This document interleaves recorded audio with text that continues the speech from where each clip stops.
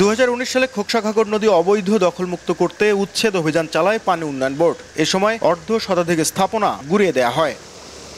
উদ্ধার হওয়া জমির একটি অংশে শহীদ শঙ্কু সমাজদারের মুরাল ও সৌন্দর্য বর্ধনের জন্য 2022 সালে 1,09,00,000 টাকার একটি প্রকল্প নেওয়া হয়। তবে সেই জমির মালিকানা দাবি করে 4টি মামলা করেন 6 থেকে 7 জন।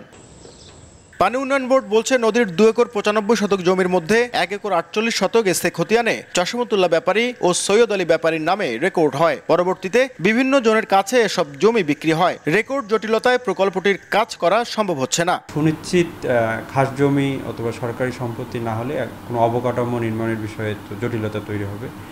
সেই কারণেই আসলে মূলত এই প্যাকেজের কাজটা করা যাচ্ছে না।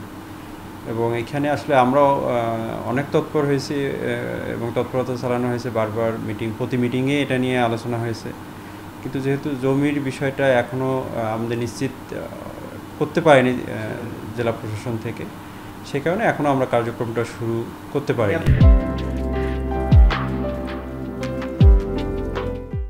দ্রুত সমস্যা সমাধানের পাশাপাশি নদীর জমি কিভাবে ব্যক্তির নামে রেকর্ড হয়েছে সে ব্যাপারে তদন্ত প্রয়োজন বলছেন অধিকার কর্মীরা।